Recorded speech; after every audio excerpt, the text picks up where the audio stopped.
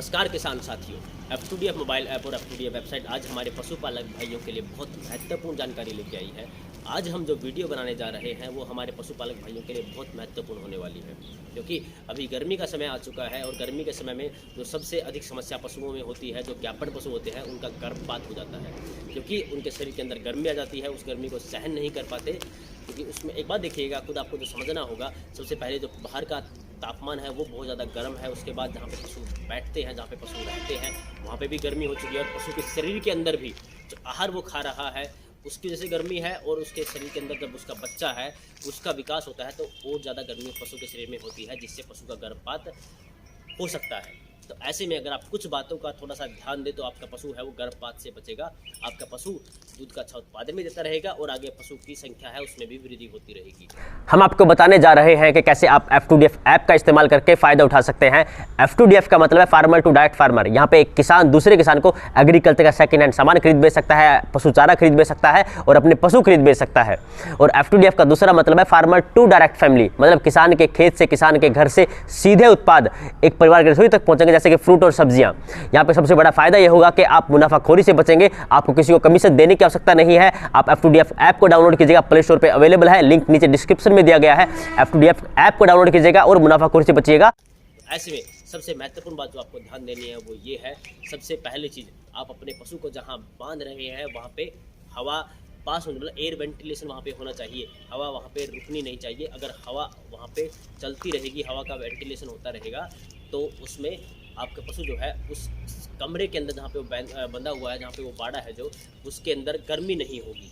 पहली चीज़ तो ये है। उसके बाद दूसरी बात जो आपको ध्यान रखना है वो ये है, अपने पशु को जो आप पानी पिला रहे हैं वो आप उसे छाया में रखें, जिससे पशु जो पानी है उसका तापमान ना बढ़ पाए, पशु जब चाहे उस पानी पी सके और पशु के शरीर के अंदर डिहाइड्रेशन ना हो। उसके बाद तीसरी बात जो आपको ध्यान रखनी है वो है, समय के अनुसार अपने पशु को आहार खिलाइएगा। अगर आपका पशु ज्ञापन हो चुका है तो उसे बाजरा या मेथी बिल्कुल ना दीजिएगा, और गुड़ जितना उससे गुड़ को भी अवॉइड कीजिएगा।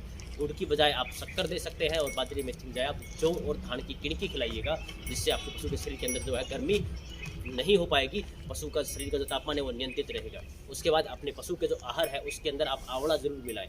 अगर आप आंवला मिलाएंगे तो आंवला की तासीर है वो ठंडी होती है, हमारे पशु जो है उसको वो ठंडी तासीर मिलती रहेगी, जिससे पशु जो है वो बीमार नहीं होगा। उसके बाद आप बाज़ार से गोंद कतीरा वो लेके आ सकते हैं। गोंद कतीरा अगर आप 50 ग्राम भी लेंगे, उसको पानी में भिगो दीजिएगा, आप देखेंगे कुछ ही समय में, आधे घंटे के अंदर जो गोंद कतीरा है वो जेली में बदल जाएगा, जिससे पशु बहुत ही चाव से खाता है।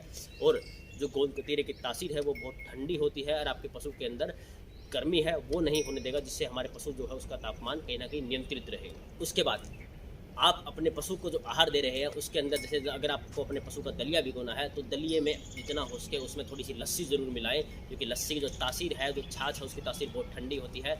पशु अगर उसको दलिए को लस्सी में मिला करके आप अपने पशु को खिलाएंगे तो पशु के शरीर के अंदर वो ठंडक देगा, जिससे हमारा पशु जो है उसका तापमान नियंत्रित रहेगा। उसके बाद आपने जहाँ अपने पशु को बांधा है वहाँ पे आप अगर बोरी लटका सके तो बोरी लटकाइएगा, और उसके ऊपर दिन में जो दोपहर का समय है लगभग 12 बजे के आसपास एक बार पानी का छिड़काव जरूर कर दे, जिससे जो हवा अगर पास होगी तो वो कहीं ना कहीं उस कमरे के अंदर जहाँ पे पशु बंधा हुआ है, उस बाड़े के अंदर जहाँ पशु बंधा हुआ है वहाँ पे ठंडक होगी, जिससे पशु जो है उसके शरीर को गर्मी नहीं लगेगी। आप एक चीज़ जरूर ध्यान रखिएगा, जहाँ पे आप अपने पशुओं को बांध रहे हैं वहाँ पे 1 घंटा आप खुद बैठ के देखिएगा।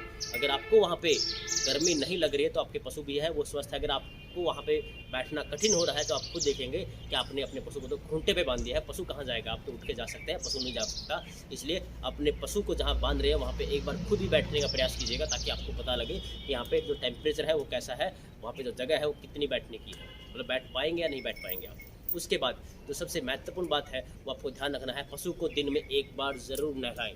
ऐसा नहीं, कई पशुपालक भाई ऐसा करते हैं कि वो पूरा दिन सुबह प्रातः के समय में फिर नहला दिया, दोपहर में फिर नहला दिया, शाम को फिर नहला दिया और रात को फिर नहला दिया। अगर आप 3-3, 4-4 बार नहलाएंगे, जिससे पशु जो है उसके शरीर की तासीर खराब हो सकती है, क्योंकि बाहर का तापमान जो है वो बहुत ज़्यादा गर्म है। तो ऐसे में कभी ठंडा कभी गर्म, तो पशु के शरीर की तासीर बिगड़ सकती है। तो ऐसे में अगर आपको अपने पशु को नहलाना है तो सिर्फ एक ही बार नहलाएं, बार बार नहीं नहलाएं। तो कई बार ऐसे किसान साथी ये करते हैं कि उनको बार बार नहलाते हैं, जिससे पशु का शरीर जो है उसकी तासीर बिगड़ सकती है।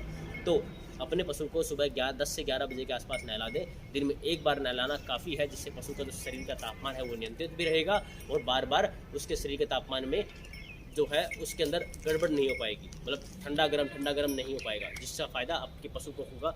अगर इन बातों का अगर आप ध्यान रखते हैं तो आपका पशु जो है वो स्वस्थ रहेगा, दूध का उत्पादन देता रहेगा। और अगर पशु आपका ज्ञापन है तो वो उसका गर्भपात नहीं हो पाएगा, पशु बिल्कुल अच्छे ढंग से समय पे प्या सकता है। इन उपायों को आप ध्यान रखें और इन अगर बातों को ध्यान रखेंगे तो आपका पशु स्वस्थ रहेगा। और जितना उसके इस वीडियो को शेयर कीजिएगा। अगर आपने चैनल को सब्सक्राइब नहीं किया तो चैनल को सब्सक्राइब जरूर कीजिएगा। अगर कोई भी जानकारी आपको चाहिए तो हमें कमेंट बॉक्स में लिखिएगा, हम उसकी पूरी विस्तृत जानकारी आप तक पहुँचाएंगे। हमारा सिर्फ एक ही उद्देश्य है कि किसान साथी की नॉलेज से दूसरे किसान साथी को फ़ायदा हो सके। तो आप इसे ऐसे जुड़े रहिएगा, हमें ऐसे प्यार देते रहिएगा। धन्यवाद। जय हिंद।